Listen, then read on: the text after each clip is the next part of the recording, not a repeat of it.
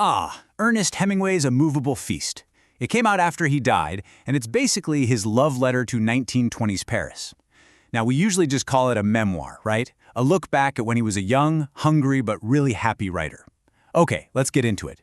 But maybe, just maybe, it's not quite that simple. I mean, what if this isn't just a straightforward story of his life? This happened, then that happened. What if Hemingway was up to something way more deliberate, way more inventive with how he handled his own memories? Because this book is really a masterclass in a technique you could call literary shorthand. See, it's not about telling one long, linear story. It's about capturing these perfect little moments, these specific people, these feelings, and freezing them in what you might call literary amber, so they can be looked at later. So yeah, the book isn't a movie. It's more like a collection of snapshots. Now, to really understand these snapshots, you first have to get the world they were taken in. This isn't just any old Paris. This is Paris living in the massive shadow of World War I. So picture it. The war ends in 1918, and it just shatters everything. Old empires, old ways of thinking, all gone.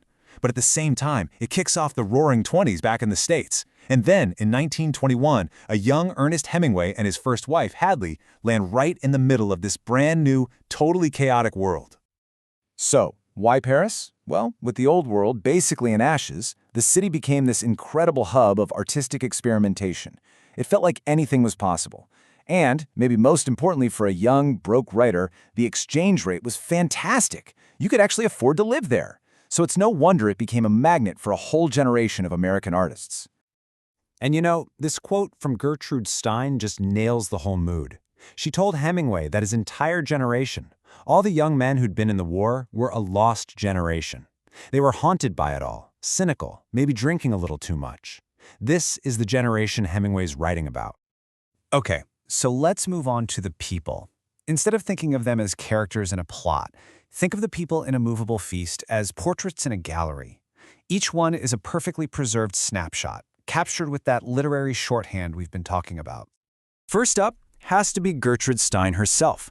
She was the great mentor, kind of like the artistic godmother of Paris. Her apartment was the absolute center of this new creative universe, and she was the one giving the young Hemingway all this vital advice on his writing and on modern art. Then you've got Ezra Pound, and what's so fascinating is how Hemingway chooses to remember him. It's not just as a great poet, but as this deeply kind and generous friend, a guy who was constantly helping other artists out, a real anchor in that community. And you absolutely cannot talk about literary Paris without mentioning Sylvia Beach. Her bookstore, Shakespeare and Company, was a lifeline. For a writer as poor as Hemingway was, the fact that she would let him borrow books, well, that was nothing short of a godsend. But the most complex portrait of all, that has to be F. Scott Fitzgerald. Hemingway captures this brilliant, almost tragic figure. You can feel how much he admired Fitzgerald's raw talent, but at the same time, he was so frustrated by his self-destructive drinking and his chaotic marriage to Zelda. And this just shows his technique perfectly. He uses his literary shorthand to paint his own marriage to Hadley as this simple, private world of secret pleasures. They were poor, sure, but they were happy and damned together. And he puts that right up against the Fitzgerald's marriage, which he saw as this public, dramatic, and ultimately destructive storm that was just killing Scott's genius.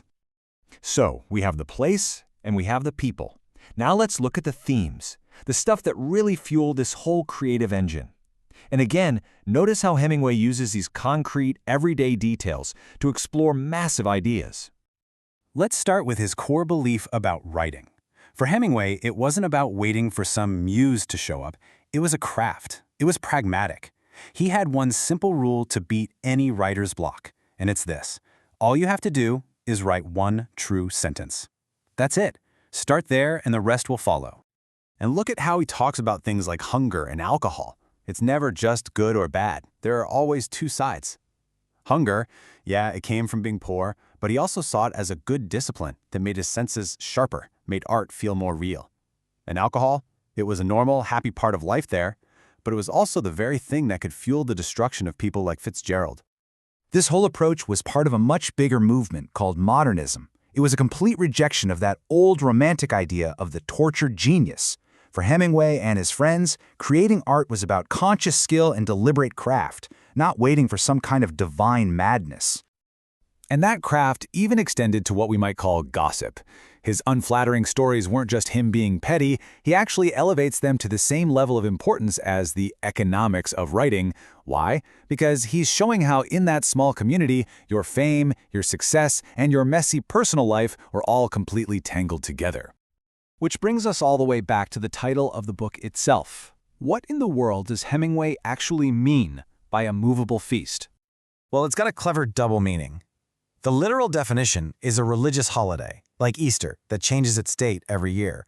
But for Hemingway, the real meaning was that Paris, the experiences, the people, the art, even the hunger, all of it became a feast of memories that he could carry with him wherever he went for the rest of his life.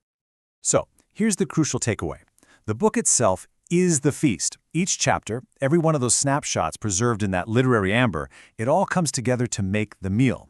By using this literary shorthand instead of a normal story, Hemingway doesn't just tell us about his past, he actually invites us to the feast, making that fleeting time permanent for us too. Which kind of leaves us with one final thought. If Paris was Hemingway's movable feast, this collection of moments so powerful they stayed with him forever, what moments make up yours?